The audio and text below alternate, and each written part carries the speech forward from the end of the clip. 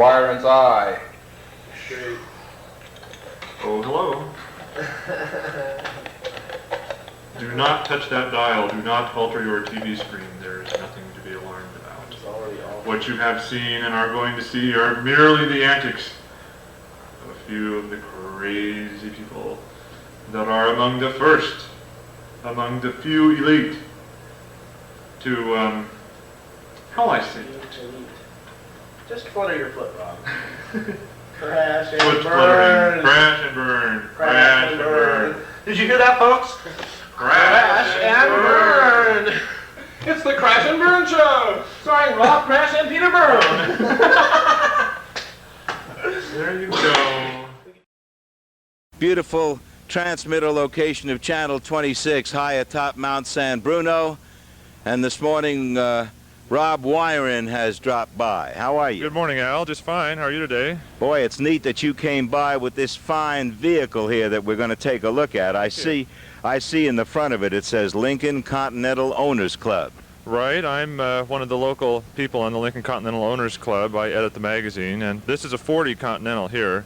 On July 22nd, we're going to have a showing at the Claremont Hotel, and probably about 50 or 60 of these old cars are going to be up there. It's free to the public. Hey, wait a second. What day is that? Sunday, July 22nd. How about getting them to come by some Monday through Friday and give us a little parade of Continentals? That'll be great. I'll try and set it up. Boy, would I ever love that. And maybe a Cord or two or something else. Oh, sure. A Duesenberg or an Auburn. We'll try. Yeah, that'd be good. Well, tell us about this one we're looking at here. This Continental is, what year? This is a 1940. This is the first year they came up with the Continental. It originally was made as a custom car for Edsel Ford, and then the next year they came out with this as a production car. 350 were built, and it has a V12 engine, and well, it's a pretty rare car. When I bought it, I was told it was originally purchased in Hollywood by Jimmy Cagney, and I haven't been able to verify that through Ford Motor Company or anybody else, but I'm still trying. I've written him a couple of letters and haven't heard anything, but Yeah, it's a classic in every sense of the word, though, isn't it? yes, it really is. It's an authentic classic car recognized by the Classic Car Club, and it's a driver. It's not a real show car. It's gone about 300,000 miles since it was new, and I just enjoy driving it. I always leave the top down and have it inside when I'm not driving it. And, Yeah, well, that's great. Come on through, folks. You don't have to stop for anything. And we're just taking a look at this nice Lincoln Continental. Who are you folks? Brenda Nelson, Martha Doheny, and Ton Wells from Arthur Murray. Oh, hi. Yeah, Arthur Murray's. Yeah, well, isn't that neat? Good. Nice to see you. Nice to see you. Yeah, Howard's up there at the stairs, and he'll take care of you on the way in. We'll be seeing you in a little while. Welcome to Jazz Bo's open house. Yeah, Bill, why don't you open the... Hey, Drew, we're going to let the ladies sit in the car and give it a little dressing. So, Bill, why don't you act like a coachman today or a chauffeur and help the ladies in there? Yeah. Well, I don't know if you're on the right side for all that, but that's okay. Can you see those garters as they get in, Drew? Are you able to get that shot there? There you go. seeing them as an investment, something that appreciates, something they can drive alternately with their regular car. And this car with the standard transmission and overdrive gets great gas mileage.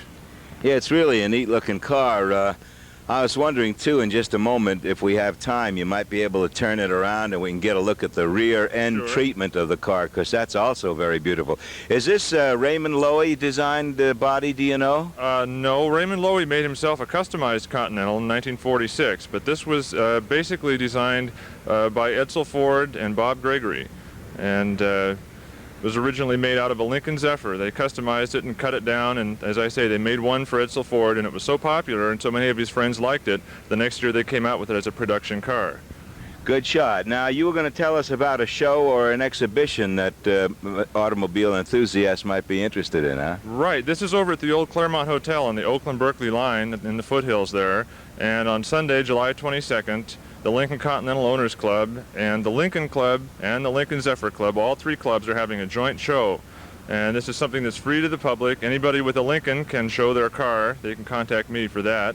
And, well, last year we had it at Emeryville, at the Emeryville Marketplace. We had 84 Lincolns. Yeah, we nearly did our show from there. Yeah, that's a neat place. Owen Owens had the car museum there, which he had to close. That's right. And I was talking to somebody about a that modern looking car that just came out, the Clay Bear, is it, or the Clerget? Oh, the Clenay? The Clenay, yeah. Right. That has a Continental drivetrain, in fact, a Mark V engine and chassis. But it's custom made by Mr. Clenay, and I believe they plan to make about 250 of them. Well, maybe you could seat yourself in one of those one morning and drive up here with it. Well, that would be a neat idea. I'll try and talk to him. Sure. I think automobile manufacturers ought to be happy to have their products shown, you know. Right. He's in the Lincoln Club, since essentially his car is a Lincoln with the drivetrain and all, and he has showed his cars at our shows. So, yeah, we'll get you some unusual cars up here. I think it's something that it seems to be interesting more and more people these days, and Oh, I love the idea, and I appreciate your support in doing that. It's really great, and the drive up to the top of the mountain here on a day like this is just great. It's 8 minutes after 7. Why don't you roll that car around? We'll take a look at it, and we can watch him do that, too. Try not to go too far back, though. Do it around in here, will you? And because we get the building juts out a little bit and gets the way of our lenses. But I'm gonna walk up the steps here as he turns it around, then I'll be in position maybe to go back in and grab a telephone. Remember, if you want to be on this show with your motorcycle, your motorized pogo stick, your boat, anything that you might happen to have, call 495-4995 and speak to Howard. Hold it there a second. Hold it there a second. That's good.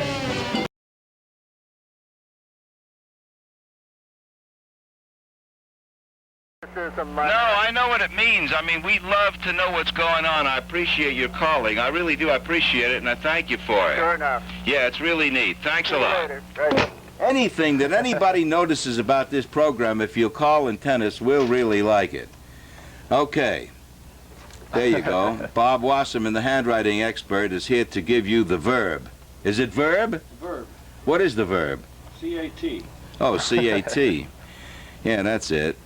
Hey, listen, do I hold my pinky out when I hold the microphone like that? I know I did it on the caricature. It shows culture, class. Yeah, okay. Hold that, will you? And I'll be right back. I see. Rob, what have you got there? Oh, a few things. One thing I wanted to mention when you're talking about the You old got a movies, microphone and it's am I working, on? right? How about that? Okay, good. I hope. I just worry about everything. I love the old movies on 26 or some of the other channels for watching the old cars. Hey, you know, I do too, and Yeah. on the Untouchables, you see a Oh, lot of those exactly. old babies. For Did we have sure. any of those old gangster movies? I know we had something on with Edward G. Robinson the other day. After the Thin Man with Myrna Loy and William Powell has a 40 Continental like the one I brought today. Yeah, maybe we can. I asked if we could get a reel up, and they said, "Do you have any preference?" I said, "I don't care. Give me a cattle stampede or a guy with a shootout. You know, I like all those old movies, and it's Great. part of our whole thing. You know." For sure. Well, one thing I brought in was a photo of the original Continental I was talking about earlier. This was custom made for Edsel Ford. Hold that up to number 2 there, and Alrighty. Drew will get a shot of it. It's similar to Well, the one who's I ever brought. behind that camera? I can't see who's behind there now. Similar to the one I brought, but this was... Tilt it forward a There little we so go, the glare, reflection. glare. Oh, yeah. And a little different. This was just a one-off. Man, that's poetry in motion, man. That's pure symmetry. That's what you call an automobile car, man. Look at that. A Lincoln Continental with the top up. A convertible. Never see mine that way. No, but that's really nice. Shall we go through a couple of Yeah, these? punch up a few This more. is, Just stay right there. He's going to put some more right at the same place. This is a 40. These are factory photos from Ford Motor Company. Oh, really? This was taken as a promotional thing when the car was new. Yeah, hold on to that and stay there for a while. Keep talking about that car. Okay, well, they made 350 of them, and they had the V12 engine. It was just a super car. From 1940 to 1948, they built 3,000 of them. Was that a Mark, that one? Did they start calling them Marks no, or what? I'll tell you what. Let's go to the next shot. Let's go because to... All right. This is the Continental Mark II, and this is when they started calling it a Mark. Essentially now people refer to the 40 to 48 Continental as the Mark I, but when they were new, they were simply the Lincoln Continental. And let me tell you something. That car that you're showing right there, that was the apple of my eye. Oh, that yeah. particular one. I liked it even better than the prior model. But the one you're showing now, I hope someday I'll be able to get one of those. Well, we'll find you one, Al. Yeah, that's a good That's one thing I do. I'm a consultant for Are you? for finding old cars, placement service. This is one of my 41 limousines. Well, that I how have. about rolling up on my radio show on KGO some morning and let's talk about that. Okay, sounds Hello, good morning and welcome to the Old Automobile Museum. Yeah, although it's so wonderful to see you. Oh, hello. Did you put them on? Yeah. Dave, get on the guest list. If we knew we were coming. Well, let's go do it. Hey, how are you? Fine. How are you? Let's go. All right, let's get down here. Great place to video us. Hey, down. Turn it on there. We're just waiting for our video people to get here. So What are you going to do? We're just going to watch TV for a while. Okay, you guys, are you going to get the beginning? Sure are. We're going to get the beginning, the middle, and the end, Christy. Honest. Everything in between.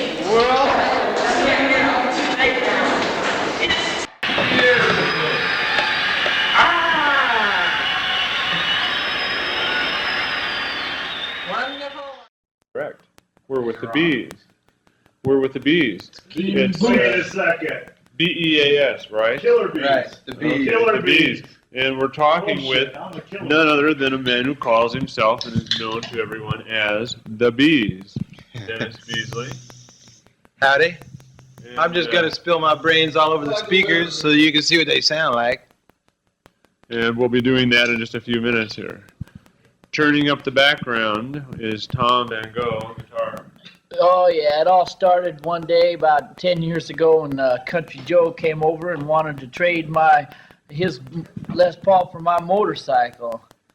And You have Country Joe's guitar? Oh yeah. Johnny Winter himself begged if he could buy it twice. Got down on his hands and knees and begged if he could buy it. It has a magic sound. That's fantastic.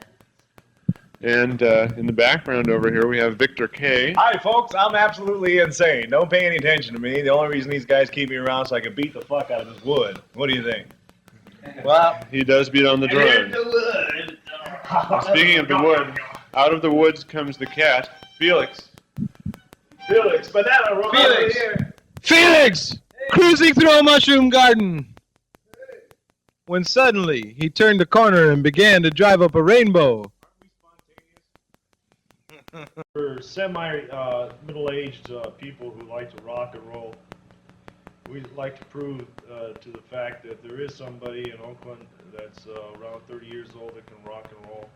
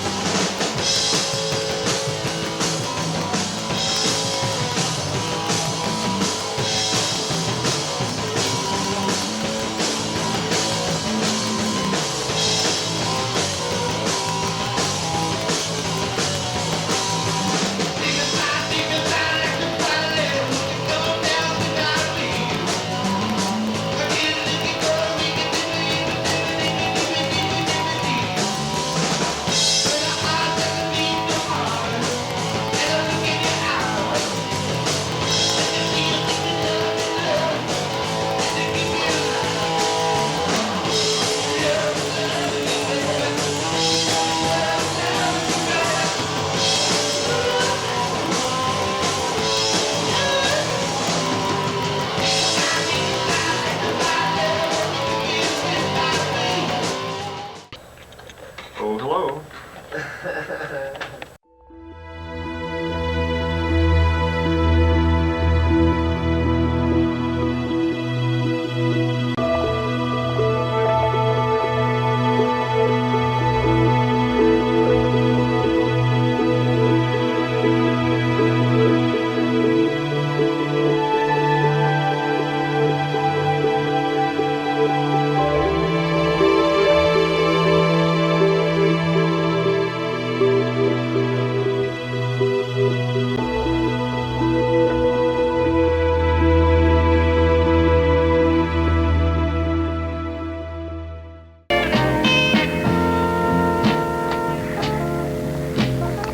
All right.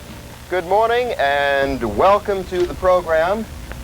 I should offer some explanation. My name is Howard Glasser and Al Collins is no longer with KTSF TV, Channel 26. He does bid you well and he invites you to tune into him on KGO Radio. His regular radio program is heard on KGO Radio 81 Thursday through Sunday nights from 1 to 5 a.m. So, welcome to the show. We do have an awful lot of good entertainment on tap. We'll be presenting programs Monday through Friday now from 8 to 9 a.m. and a lot of fantastic entertainment coming your way. As a matter of fact, I'm going to open up my notebook this morning and see what we do have. The Epics are here today, and alongside of me is Mr. Rob Wiren. Good morning, Howard. Good morning, Rob. Good to see you. I remember we met originally about a year ago. Right, the first day of the original show. Right, and also recall that you're really involved in the collection of antique automobiles. Right, I remember driving over my 40 Lincoln Continental at the time, and it was a Exactly. little cold and foggy that morning, but we made it anyway. Today I'm bringing you the Epics, a great rock and roll band. They really have an unusual sound. It is the antithesis of the new wave phenomena. We say new wave, no. New rave. And I think really what we ought to do is hear one of the songs. Okay, let's get...